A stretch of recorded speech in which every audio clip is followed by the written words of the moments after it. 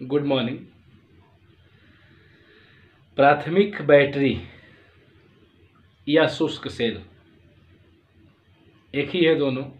प्राथमिक बैटरी कहिए चाहे शुष्क सेल कहिए।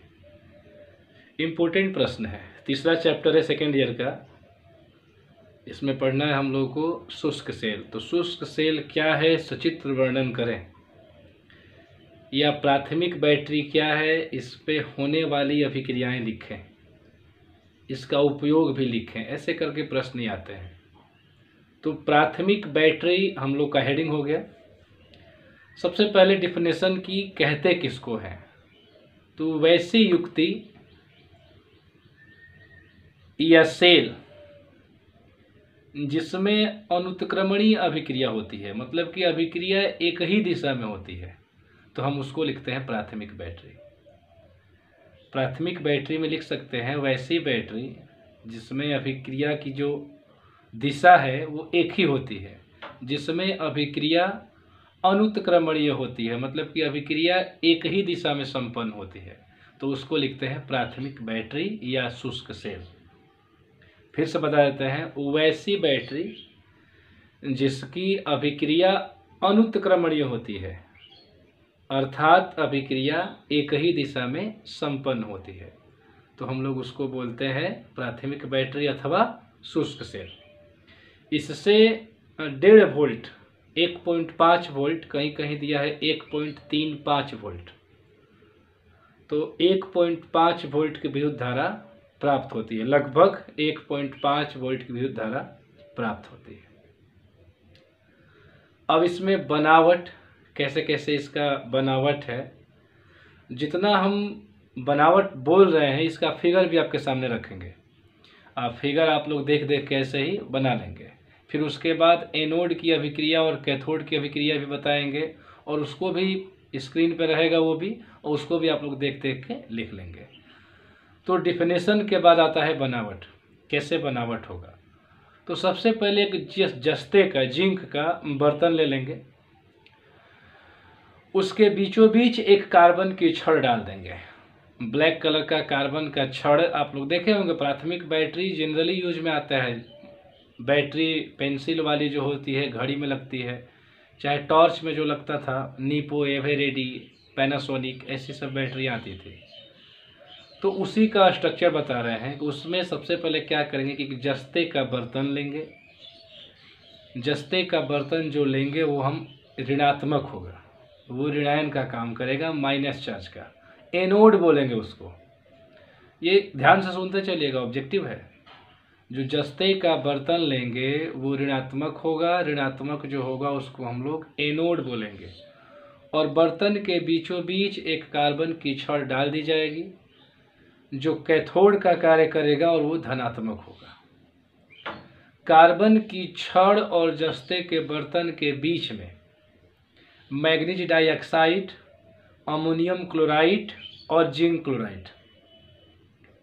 Manganese dioxide MnO2, ammonium chloride NH4Cl और जिंक क्लोराइड ZnCl2 का पेस्ट डाल देंगे। पेस्ट मतलब कि घोल बना के उसमें हम बीच में डाल देंगे।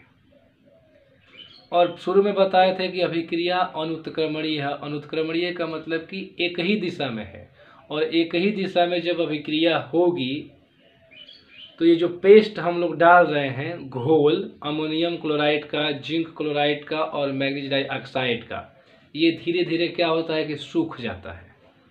और सूख जाता है तो होगा क्या कि अभिक्रिया एक ही बार होगी, और इसको पुनः आवेशित नहीं कर सकते हैं। पुनः आवेशित नहीं कर सकते हैं, इसीलिए इसको बोलते हैं शुष्क सेल। ये सूख जाता है, और सूख जाने के बाद इसका कोई यूज नहीं है, इसको हम लोग कचड़े में फेंक देते हैं। तो फिर से बता देते हैं कैसे कैसे क्या लिखना है आप लोगों को। सबसे पहले परिभाषा लिखेंगे। परिभाषा क्या लिखेंगे कि वैसे बैटरी जिसकी अभिक्रिया अनुत्क्रमणीय हो, मतलब कि अभिक्रिया एक ही दिशा में हो, तो उसको क्या बोलेंगे, प्राथमिक बैटरी या शुष्क सेल।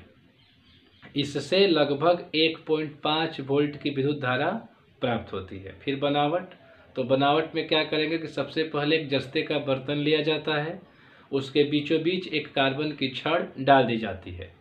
जस्ते का बर्तन ऋणात्मक होता है, एनोड का कार्य करता है, जबकि कार्बन का छड़ धनात्मक होता है और वो कैथोड का कार्य करता है।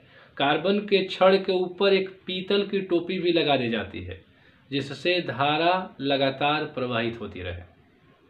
कार्बन के छड़ के ऊपर एक पीतल की टोपी भी लगा दी जाती है और कार्बन के छड़ और जस्ते के बर्तन के बीच मैग्नीज डाइऑक्साइड, अमोनियम क्लोराइड और जिंक क्लोराइड का पेस्ट घोल डाल दिया जाता है।